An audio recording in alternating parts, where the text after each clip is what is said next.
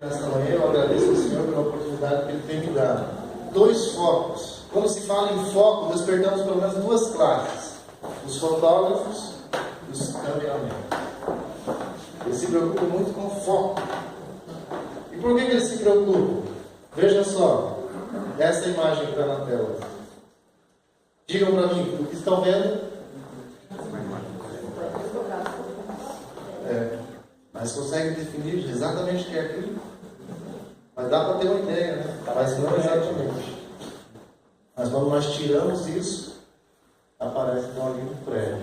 Essa é a diferença de uma imagem desfocada, sem foco, essa da esquerda, e a imagem focada. Qual dá para ver melhor? A focada, né? Muito bem. Quero fazer rapidamente um teste com vocês de como é fácil perder o foco ou tirar o foco. Quem não quiser fazer não tem problema, tá? Mas Deus nos supriu com uma lente poderosa que são nossos olhos. Eu quero que vocês coloquem o dedo assim na frente de vocês. Agora olhem para mim, não olhem para o seu dedo, olhem para o meu aqui, olhem para o microfone. Deixa o dedo na frente, bem na frente, e olhem só para mim. Agora, do nada, tire o olho de mim e olhe no seu dedo. Sentiram alguma diferença? Então, quando vocês olham para mim, seu dedo desfoca. E quando vocês olham para o seu dedo, eu desfoco. Essa é a ideia de foco ou desfocado, tá? Agora, o dicionário define o foco assim. Foco é ter um objetivo, ser determinado a alcançar ou atingir uma meta. Ter prioridade em fazer algo, não desvirtuando para outro caminho. Coloque isso na mente. Então, ter foco é fazer o quê? Não desvirtuar para outro caminho. Não pode perder o foco, certo? Eu esqueci de colocar aqui previamente o cabo de áudio, mas eu vou passar um pequeno vídeo aqui para os irmãos.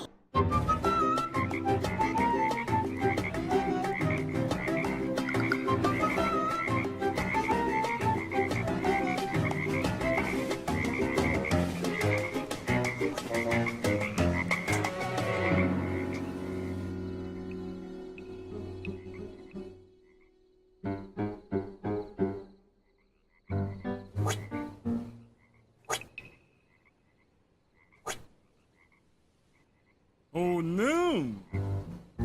É muito fundo. Nunca conseguirão. Não, nunca. A chuva! Não! A chuva vai encher o buraco e então eles nadam para fora. Ah! Parem de pular! Nós temos um plano!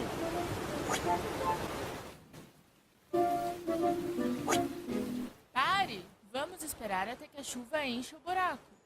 Por que você não dá ouvidos a eles? Você não pode fazer isso! Não, É muito muito alto. alto! Tá vendo? É muito difícil!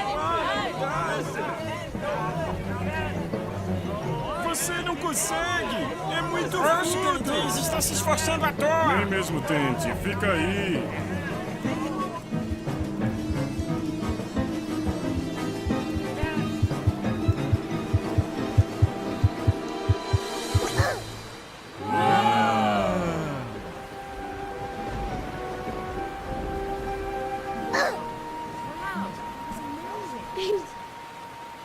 Obrigado por me encorajar! Encorajado?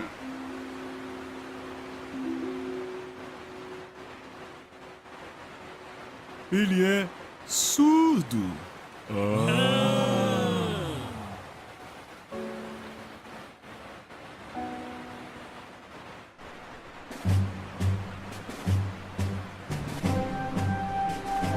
Vamos, você consegue!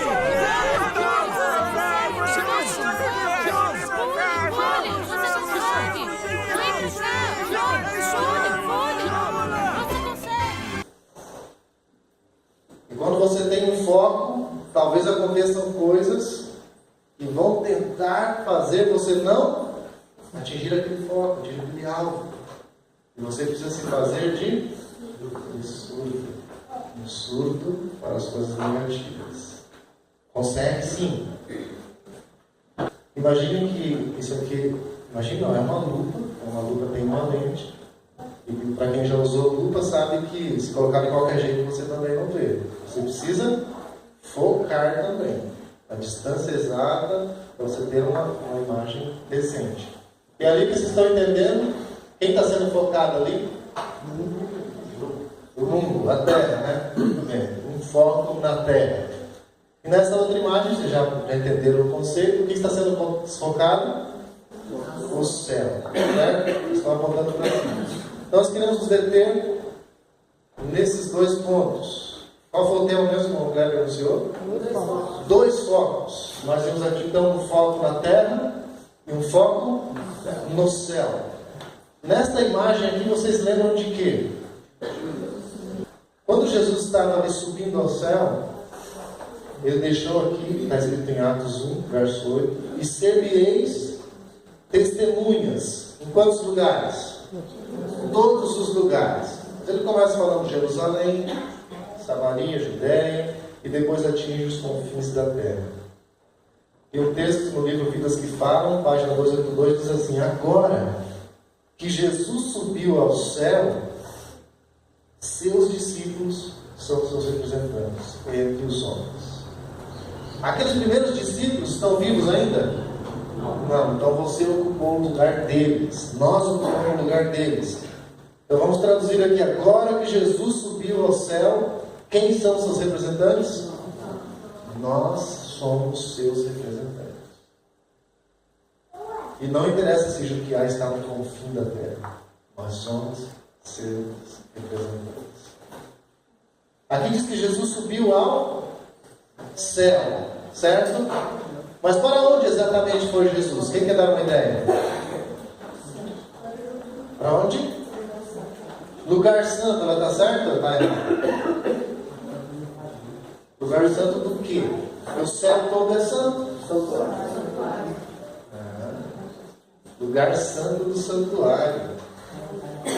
Muito bem, vamos ler o texto do Grande Conflito 420, que diz assim: o ministério do sacerdote, aquele lá do deserto, durante o ano todo, no primeiro compartimento do santuário, para dentro do véu, que formava a porta e separava o lugar santo do pátio externo, esse aqui, ó.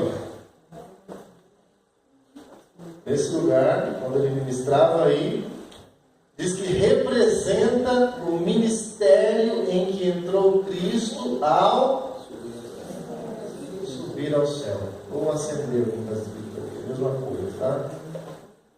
Então, Cristo subiu ao céu e entrou no lugar santo do santuário celestial. E Hebreus 9:24 nos confirma o seguinte: porque Cristo não entrou no santuário feito por mãos, figura do verdadeiro, porém no mesmo céu, para fazer alguma coisa também. O que diz ali? Para agora comparecer por nós perante a face de Deus. Depois que ele terminou seu ministério na terra, preparou os discípulos e pediu para que eles tivessem um foco onde? Ela disse na terra, outros falam no céu. Nós vamos entender. Jesus subiu para lá, aparece perante Deus e intercede por nós. Nós vimos um foco na terra e outro no céu, certo? E quem deve ter esses dois focos?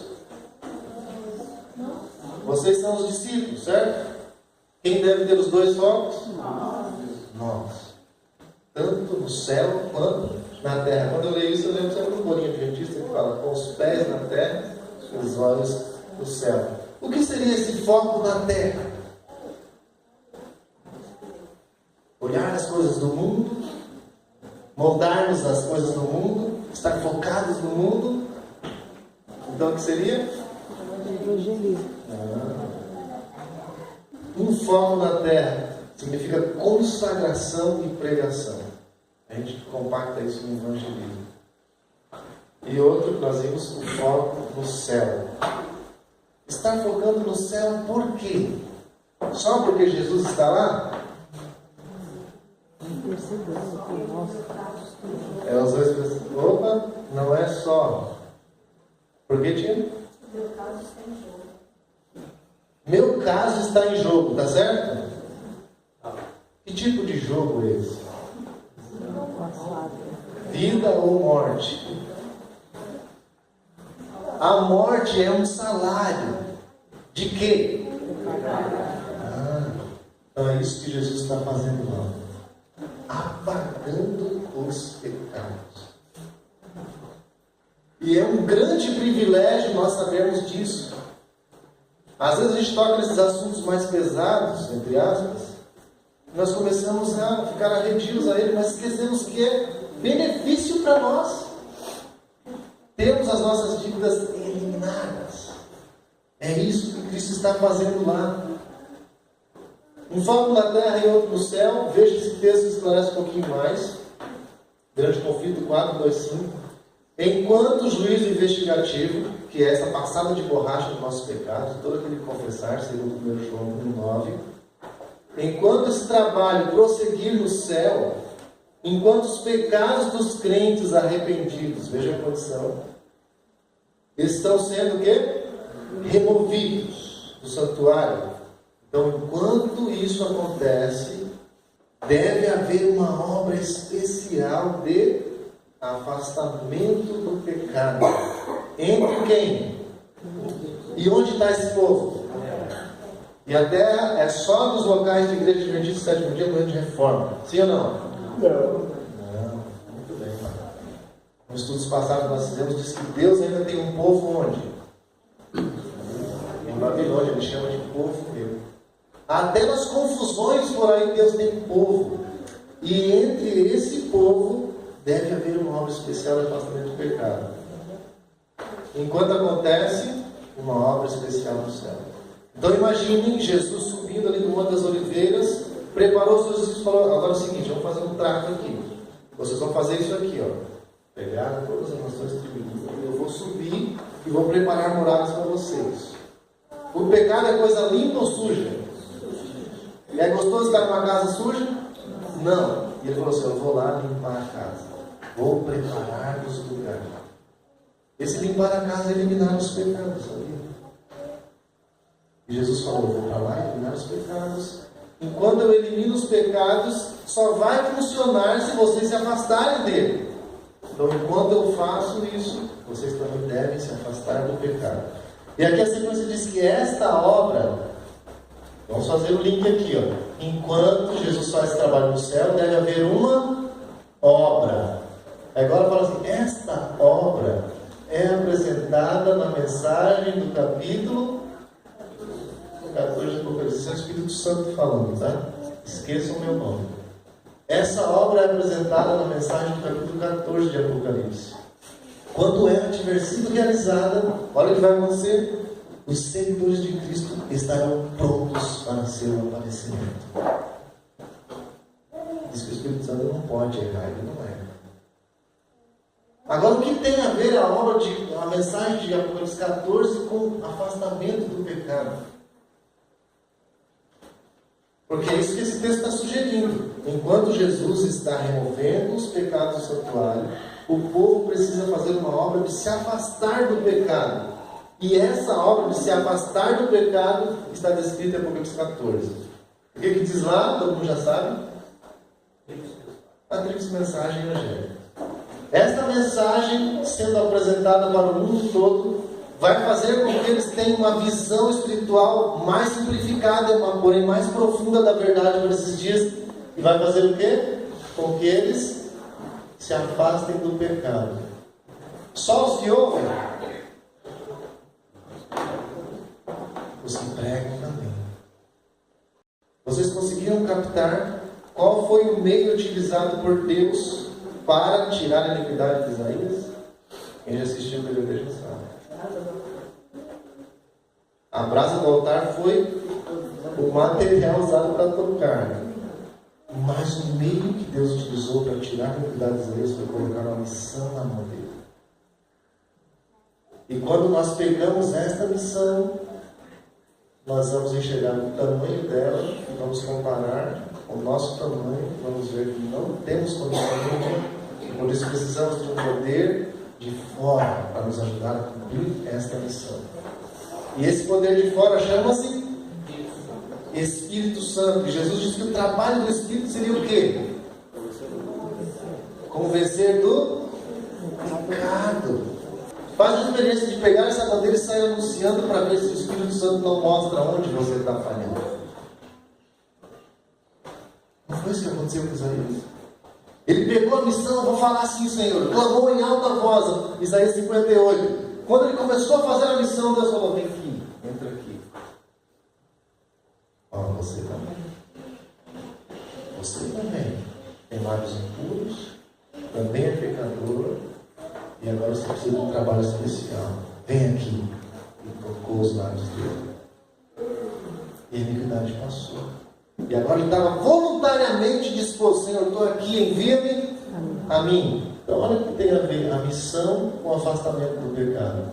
Você não vai enxergar os seus pecados se você não encarar a missão que Deus propôs para você. Eu digo com toda a certeza do mundo. Porque, vou repetir, quando encaramos a missão, compreendemos que ela é gigante, nós minúsculos, não conseguimos fazer. Por isso o Espírito Santo tem que entrar em nós, e para ele habitar em nós, precisa afastar do simples. É ele que nos convence. Olha, vai largando disso. Eles começam a pregar, você entende um ponto e fala, não, mas peraí, eu não estou bem. E você vai se afastando. De repente, a sua iniquidade passou. É simples assim, irmãos. E assim as pessoas estarão prontas para o aparecimento de Jesus. É o que mais nós queremos. O foco no céu depende de um foco na terra. Agora, tem alguém que não está feliz com isso e nem vai ficar. É Satanás. E Satanás foi vencido na cruz, mas ele ainda não está. Olha ali. É o próprio Deus dizendo: o inimigo ainda não está morto. E graças a Deus por esse ainda, porque nos leva a entender que um dia estará morto. O inimigo ainda não estará morto. E quanto mais perto nós chegamos do fim da história terrestre, tanto mais vigilantes serão os esforços dos instrumentos satânicos. Vocês lembram do dedinho que nós fizemos? Se vocês não colocarem o dedo, vocês enxergam perfeitamente. Mas se alguma coisa se colocar na frente, o que acontece? Já perde o foco. Esse dedinho é Satanás. E ele vai fazer esforços extraordinários e mais vigilantes. E outro texto que não aparece aqui, mas fala esforços calculados para atrapalhar essa obra, para perdermos o foco. Agora eu quero passar para vocês aqui um vídeo do ano de 2007. 729 crianças e jovens japoneses vão parar no hospital por causa de um desenho animado. A série Pocket Monsters, Monstrinhos, é um sucesso de audiência no Japão. Mas ontem provocou uma reação estranha. Mais de 700 crianças e jovens tiveram convulsões e náuseas, como num ataque epilético. 200 continuam internadas. Não se sabe exatamente o que aconteceu. Ele diz que não se lembra de quase nada, só que se sentiu muito mal. A investigação se concentra numa cena de apenas 5 segundos, quando o personagem pisca os olhos. Os médicos acreditam que a rápida repetição de flashes coloridos tenha provocado mal-estar. O caso está no Ministério das Comunicações. Os executivos da TV Tóquio discutiram o problema numa reunião de emergência e pediram desculpas ao público. Então isso foi em 2007, 9 anos atrás.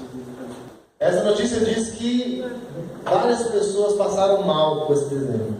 E depois de muitos anos, então 9 anos depois, acho que isso aqui não é novidade para ninguém, né?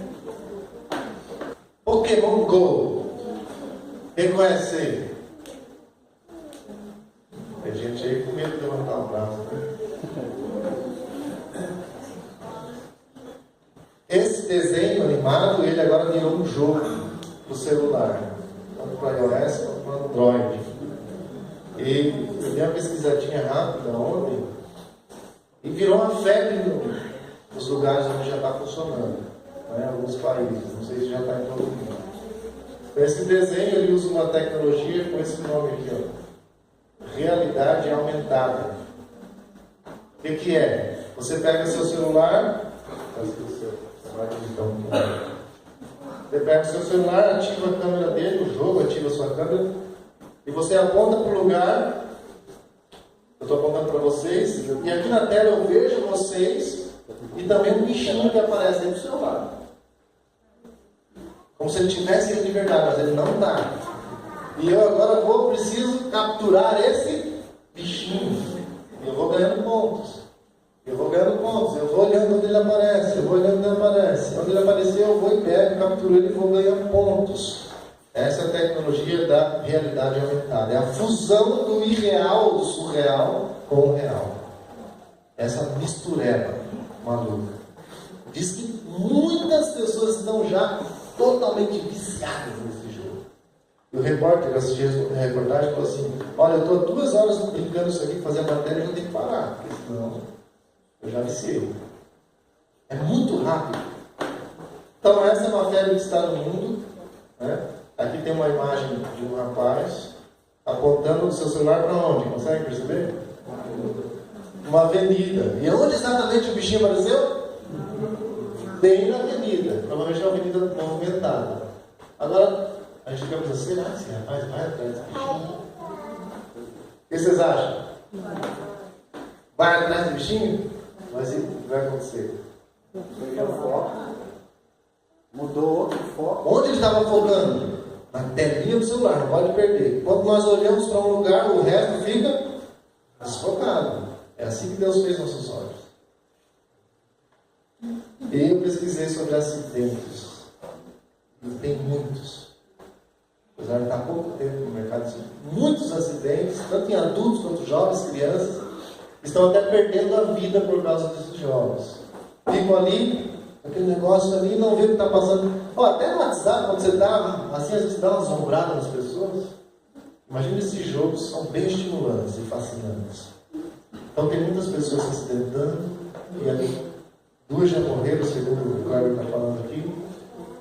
Na reportagem do William Bonner, ele diz que as crianças tinham a reação como se tivessem ataques epiléticos. Agora eu vejo nesse site aqui, desse jornalista adventista, Michelson Borges, ele colocou uma matéria sobre Pokémon GO e a sociedade zumbi. Ele começa a narrar ali como os jovens estão se comportando ao usarem esse tipo de jogo. Se eu aumentar essa imagem para vocês, ó. Aqui aparece um jovem arcado, focando no celular, no jogo, e aqui no pescoço dele, esse monstrinho aí, uma cela, como se fosse um cavalinho, e o cabresto na boca dele. O que quer dizer essa imagem para você? Dominado pelo jogo. E o que se faz com uma rédea? Controla, você vai para onde? Se você quer parar, você puxa. Se você quer liberar, você solta. Se você quer ir para a esquerda, você dá uma puxadinha aqui, para quem é de cavalo, sabe o que é isso? Então é isso que está acontecendo com a juventude, com as crianças e com adultos também. Agora eu tenho para mostrar para você a pior das imagens, a mais traumática que eu consegui, a pior de todas. E eu fiquei pensando, será que eu mostro para os irmãos? Vocês estão prontos para ver? Por isso que eu entrei na frente dele. Posso mostrar? Está aqui, ó. Essa imagem. Isso aqui não é uma mera ilustração, não, gente. Isso aqui é real. Está com o desenho, mas está acontecendo realmente. Eu esqueci o nome do local agora, na reportagem apareceu um jovem que caiu numa ponte, porque o celular dele apontava que o bichinho estava lá. Mas o bichinho estava lá, só que entre uma ponte e outra tinha um espaço. E ele foi, bateu no parapeito, caiu e morreu lá embaixo. Isso está acontecendo de verdade. Vidas estão sendo ceifadas porque estão focando onde? No lugar errado. Estão deixando um dedinho se interpor entre a terra e o céu. Agora veja o que diz a inspiração no livro Conselhos aos Professores, Pais e Estudantes 456. Todas as energias de Satanás são postas em operação. Para quê? Para prender a atenção em frívolas diversões e infelizmente está conseguindo seu objetivo. Está interpondo seus artifícios, olha o dedinho, entre Deus e a alma.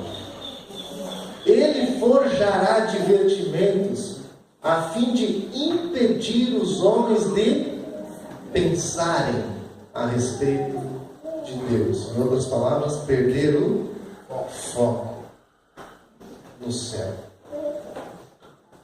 Talvez você esteja perguntando isso aqui, ou afirmando, né? Mas eu não jogo essas coisas. Talvez ainda não foi liberado no seu Android, no seu iOS. Mas qualquer coisa que se interponha entre Deus e a alma atrapalha o foco. Diz aqui que Satanás forjará divertimentos. Ele já forjou vários outros. Esse do momento é Pokémon Go. Mas então a pergunta que nós fazer é o seguinte: o que está interpondo-se entre Deus e ele? O que está me fazendo perder o foco? Não jogo esses jogos, mas veja esse texto de mensagem para os jovens, nós, 3:7. Ele fala assim: o desejo por passatempo excitante. Já passaram por isso? Tem aquele sábado à noite que fala: eu queria brincar, vou na pizzaria, eu quero ir jogar com o celular, eu quero. Dá aquela vontade às vezes, né, de falar: Senhor, dá uma pausa no juízo legislativo, aperta a pausa, e agora eu preciso de um tempo aqui. Não existe pausa no juízo de Deus. O desejo por passatempo excitante e agradável é uma tentação e uma armadilha para o povo de Deus, especialmente para os jovens. Satanás está constantemente preparando. Se aparecesse constantemente, eu já ficaria assustado, mas apareceu constantemente preparando. E para quem estudou língua portuguesa, sabe que preparando está no gerúndio. E gerúndio quer dizer algo que está em movimento constante, não para. Incessante. Ele está constantemente preparando atrativos. Não são coisas feias, não. Para desviar a mente da solene obra de preparação para as cenas que se acham no futuro próximo. Agora, talvez os mais velhos aqui, os de meia idade para cima, digam: eu não tenho esse problema, porque eu não sei nem usar celular, não tenho celular, e quando eu tenho uma Alcatel, cada Bahia, não funciona de jogos, não tem internet. Quer dizer que você está isento, então? É isso que está querendo dizer? Não é isso. Todos devemos fazer essa obra de preparação. Agora, confirmando em Cristo em seu santuário, página 15. Todos precisamos, agora tirando o foco da terra agora. Todos precisamos conservar em mente o quê? Agora o foco subiu. O assunto do santuário. Devemos ter nossa mente ancorada pela oração e o estudo da palavra de Deus, para que possamos agarrar estas verdades. E continua aqui, dizendo que Satanás concebe, está do verbo conceber, dar à luz, criar, trazer a invenção. Satanás concebe inumeráveis planos para nos ocupar a mente. Eu não sei qual que ele preparou para você, mas você sabe. Você sabe que está roubando o seu tempo e que está atrapalhando o seu foco. E ele concebe essas coisas para que ela se não detenha no próprio trabalho com que deveremos estar mais bem familiarizados. Eu sei que alguns aqui terão a condição de levantar a mão e dizer: eu estou muito bem familiarizado com o assunto do santuário. Eu estou certo nisso, sim ou não? Eu sei que tem pessoas aqui que podem responder isso. Mas será que tem pessoas aqui que não podem erguer sua mão hoje e dizer: eu estou bem familiarizado com o que o meu Redentor está fazendo no santuário e todos os detalhes do plano da salvação? Nós precisamos ter isso em mente. Talvez alguns braços não possam se levantar nessa manhã, mas dá tempo ainda. O arqui-enganador odeia as grandes verdades que apresentam o quê? Um sacrifício expiatório e um todo-poderoso mediador. Por isso ele quer colocar um dedinho na frente para você não enxergar. Ele sabe, Satanás, que para ele tudo depende do quê? Desviar a mente de Jesus e de sua vontade. E é isso que ele está fazendo com crianças, jovens, mais adultos, mais idade. Ele tem artifícios para todos. E por isso nós não podemos perder o foco. Nós falamos que o foco na terra é consagração e pregação. O que é algo consagrado? Dedicado, separado para o serviço sagrado. É uma entrega. Se consagrou para aquilo. E a pregação é o anúncio da verdade. Agora, quanto tempo você tem para fazer esse trabalho? Quando você diz que se consagra, você abandona o pecado. Nós já lemos o texto inicial lá que diz que enquanto Jesus está no céu fazendo a parte dele, nós devemos nos afastar do pecado. Isso é consagração. E o afastamento dos pecados envolve nossos maus hábitos. Quanto tempo, irmão, demora para vencer um hábito? Quantos maus hábitos você tem? Eu estou perguntando quando será para abandonar um. Os maus hábitos estão intimamente ligados com o pecado. E essa obra precisa ser feita enquanto Jesus está fazendo parte dele. Se demoramos tanto tempo para realizar o abandono de um hábito, eu pergunto, quanto tempo você tem para ficar em paz com Deus? O único harmonia é para se Jesus viesse hoje, qual seria o teu pensar? Talvez tu procurasse te esconder, devido a algum pecado que não quer submeter. Será que vais com os ímpios perecer? Consagração e pregação. Quanto tempo temos para fazer isso? Temos um tempo. Veja o que diz Testemunho para a Igreja, volume 6, página 21, nos remete a mente para Apocalipse capítulo 7. Enquanto os anjos seguram os 4 ventos. A profecia vento significa o quê? Problemas. Problemas sempre atrapalham. Enquanto os anjos de Deus estão contendo os problemas que destroem totalmente, cumpre-nos trabalhar com todas as nossas forças. E nós podemos traduzir todas as nossas forças como saúde, dinheiro, influência, dedicação, oração, tempo. Trabalhar com todas as nossas forças. Precisamos proclamar nossa mensagem vagarosamente. É isso que está escrito no livro? Não. Sem demora. Perante o universo celestial e os homens desta época degenerada, precisamos dar um testemunho de que nossa religião é uma fé e um poder dos quais o autor é Cristo e sua palavra, o divino oráculo. O que significa dar um testemunho que prove nossa fé é um poder? O que significa isso? Que os homens vejam a sua vida de crente e glorifiquem ao Senhor. Olha, precisamos dar um testemunho de que nossa religião realmente funciona. Nossa vida é transformada. O autor é Cristo e sua palavra é o oráculo pelo qual usamos e através dela que somos mudados. Pessoas pendem onde? Na balança. Ou serão súditas do reino de Deus, ou escravas do despotismo de Satanás. Não tem meio termo. Despotismo vem de déspota, que é como se fosse um tirano, um ditador. Todos devem ter o privilégio de lançar mão da esperança embutida no Evangelho. E a pergunta do Espírito Santo para cada um de nós essa manhã é: mas como podem eles ouvir sem pregador? Como vamos fazer esse trabalho se estamos focando em outras coisas? Jovens, adolescentes e adultos também, como vão entender as verdades profundas de Deus? Quando nós falamos de foco no céu e apagamento dos pecados, gente, Isso aqui é muito profundo. Hoje na lição saiu uma notinha que falava assim: não devemos acariciar nossos pecados. O que é acariciar? É fazer carícias. Você já acariciou alguém que você nunca conheceu? É normal a gente sair acariciando, fazendo carícias em alguém que a gente não conhece? Não é normal. O mais natural e o normal é acariciarmos aquelas pessoas que são mais íntimas de nós.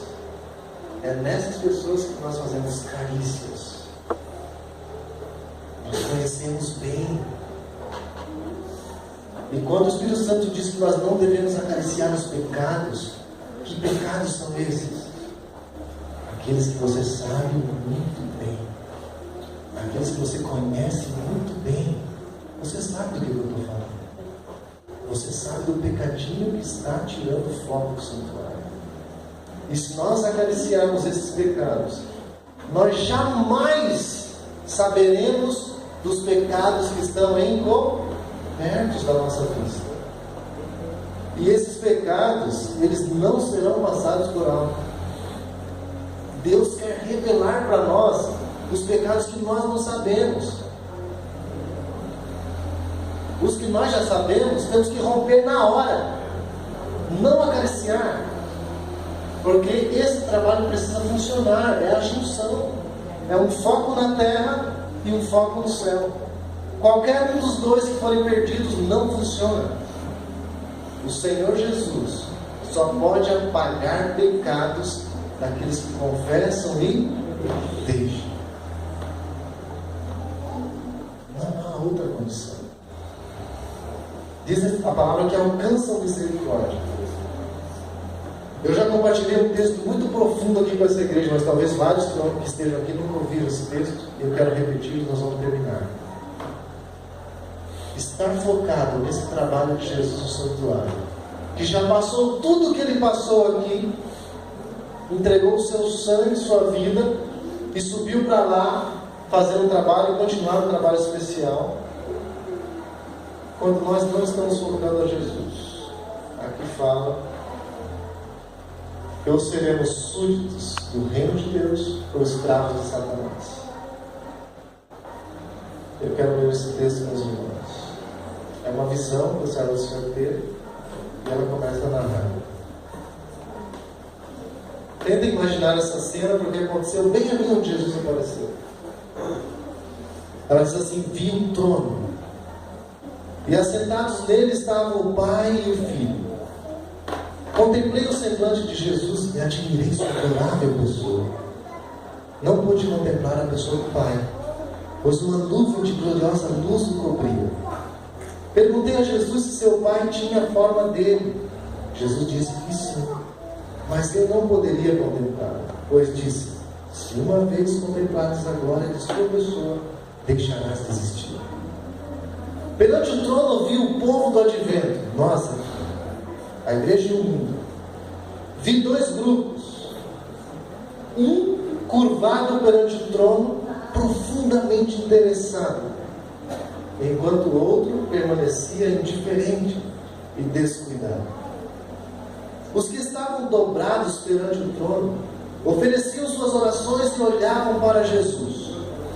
Então Jesus olhava para seu Pai e parecia estar pleiteando com ele. Uma luz ia do Pai para o Filho e do Filho para o grupo em oração. Vi então uma luz excessivamente brilhante que vinha do Pai para o Filho, e do Filho ela se irradiava sobre o povo perante o trono. Mas poucos recebiam esta grande luz. Esses são os que rejeitam a luz do santuário. Muitos saíam de sob ela.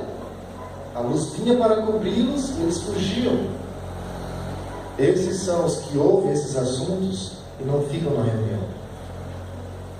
É anunciado um estudo sobre o santuário. Não, eu vou ficar em casa. Eu saio debaixo dessa luz. E imediatamente resistiam. descuidados e não estimavam a luz. Quem aqui fica dormindo, mexe na Bíblia, mexe no nada, mexe no celular, fofoca, conversa, vai no banheiro, entra, sai. São esses daí. São descuidados e não estimavam a luz. E o que acontecia com a luz? Se afastavam de Deus. Alguns apreciavam-na, graças a Deus, e iam e se curvavam com um pequeno grupo em oração. Todo este grupo recebia a luz e se regozijava com ela, e seu semblante brilhava com glória. Vi o Pai erguer-se do trono e num flamejante carro entrar onde? No Santo dos Santos, no lugar santíssimo, para dentro do véu e assentar-se. Então Jesus se levantou do trono e a maior parte, graças a Deus, dos que estavam curvados ergueram-se com ele. Veja o foco dessas pessoas. Eles ergueram-se com Jesus. Não vi um raio de luz sequer passar de Jesus para a multidão descuidada. Prestem atenção nisso. Depois que ele se levantou, e eles foram deixados em completas trevas. Os que se levantaram, quando Jesus o fez, se levantou, conservaram os olhos fixos nele, ao deixar ele do trono e levá-los para fora, a uma pequena distância. Então ele ergueu o seu braço direito e ouvimos-lo dizer com sua amável voz: esperai aqui, vou a meu Pai para receber o reino. Guardai os vossos vestidos sem mancha. Afastamento de pecado. Foco na terra agora. Guardai os vossos vestidos sem mancha, e em breve voltarei das bodas, e vos receberei para mim mesmo. Então um carro de nuvens, com rodas como flama de fogo, circundado por anjos, veio para onde estava Jesus. Ele entrou no carro e foi levado para o Santíssimo, onde o Pai se assentava. Então contemplei a Jesus, o grande sumo sacerdote, de pé perante o Pai.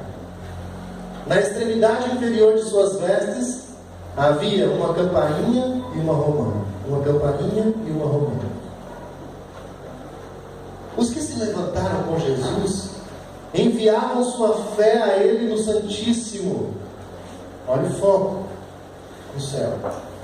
E oravam: meu Pai, dá-nos o teu Espírito para tirar os pecados, né? Então Jesus assoprava sobre eles o Espírito Santo. Neste sopro havia o quê? Luz, poder e muito amor, gozo e paz. Nós lemos na lição da carta de Paulo a Timóteo: Deus não nos deu um espírito de temor, mas de todas essas coisas, aperfeiçoando-nos para esse processo de santificação e salvação completa. Então, neste sopro de Jesus havia luz, poder, muito amor, gozo e paz. E a serva do Senhor se volta agora para ver o grupo que estava ainda curvado perante o trono. Cadê o foco desse grupo? Eles não sabiam que Jesus o havia deixado. Deixado o quê? O trono. Quem parecia estar no trono agora? Satanás parecia estar junto ao trono. Satanás sempre quis tomar o trono de Jesus. E agora ele parecia estar ali no trono, procurando conduzir a obra de Deus. Veja, quando não damos atenção à missão e à obra do Senhor, quando não deixamos que Ele nos conduza, alguém irá nos conduzir. Vi-os erguer os olhos para o trono e orar: Pai. Já imaginaram essa oração? Já imaginaram que é possível orar ao próprio Satanás? Eles oravam: Pai, dá-nos do teu Espírito. Satanás inspirava nisso uma influência malévola. Mas essa influência malévola era encoberta com algumas coisas. Nela havia o quê? Luz. O que mais? Muito poder. Não se iluda, Satanás ainda tem muito poder. Nós vemos que o inimigo não está morto. Nela havia luz, muito poder, mas não tinha algumas coisas. Mas não suave amor, nem gozo, nem paz. E só podem vir de Jesus Cristo. O objetivo de Satanás era mantê-los enganados e atrair de novo e enganar os filhos de Deus. Esta mensagem está querendo dizer para nós o seguinte: já faz 172 anos que Jesus está totalmente disponível, sem queda de conexão, para ouvir nossas súplicas e nossas confissões. Primeiro, daqueles pecados que você sabe que você faz todo dia, porque quer fazer e não quer largar. Seja ele moral, seja ele material, seja ele vestuário, tendências, desejos carnais, vaidades. Você sabe qual que é o seu. E Jesus está disposto há mais de 170 anos a tirar esse problema da nossa vida. Ele quer que o anjo toque o seu lado também. Mas se Isaías não tivesse abraçado primeiro a missão, ele jamais teria entrado no santuário e automaticamente seus pecados não teriam sido apagados. Esse é o caminho que Deus coloca para você. E quando não damos atenção devida a isso, estamos sendo guiados por Satanás. Mas a gente não percebe, porque está coberta de luz e muito poder. Só com os olhos do Espírito Santo que vamos entender que mesmo tendo luz e poder, pode não ser de Deus. Jesus está aí. Essa é uma mera imagem ilustrativa de Jesus estar ali aguardando um gemido da alma para que ele possa abraçá-lo e colocar suas vestes de justiça. E quando Deus, o juiz de toda a terra, olhar para o pecador, quem ele vai ver? O próprio Filho. E ele diz: filho, eu vou amá-lo como se fosse você. Esse é o privilégio do assunto do santuário. Um foco no céu. Mas se focarmos só no céu, olhando para o que Jesus está fazendo, e não nos afastarmos do pecado, que é o foco na terra, isso nunca vai acontecer. Eu repreendo e castigo a todos quantos amo. Seja zeloso e arrependa-te. É isso que diz a palavra de Deus. Olha a promessa ali, o grande conflito 4:6. Os que pela fé seguem a Jesus na grande obra da expiação, que é a mesma coisa que apagar os pecados, recebem os benefícios de sua mediação em seu favor. Se você quer receber esse benefício, creia no sacrifício do Senhor, tanto na cruz, quanto na sequência no santuário. Não fuja desse assunto. Não fuja do Espírito Santo querendo que você elimine pecados que você já sabe. Deus não vai dar maior luz para quem não usa que já tem. E o mesmo procedimento é com os pecados. Nós temos pecados que nós não sabemos, achamos que estamos fazendo certo, mas estamos pecando contra o Senhor. E nós só temos essa visão depois de eliminar o que nós já sabemos. E vou repetir para ficar bem gravado na nossa mente. Só tem um meio de atingir este alvo. É abraçar a missão do Senhor de salvar. Agora abra sua Bíblia, quem trouxe a Bíblia. Apocalipse capítulo 3. Ele diz no verso 3: lembra-te, pois, do que tens recebido e ouvido, e guarda-o, e arrepende-te. E se não vigiares, virei sobre ti como um ladrão, e não saberás a que horas sobre ti virei. Esse é o apelo de Jesus para todos nós. Não percamos o foco. Estamos na terra, focando na terra, mas na terra tem algo especial para focar. Um trabalho de preparação e afastamento dos pecados. E não perder nosso foco em Jesus, estar de braços abertos para receber as nossas confissões. Que um dia estaremos totalmente limpos e transformados junto com o Senhor eternamente. Amém. Amém.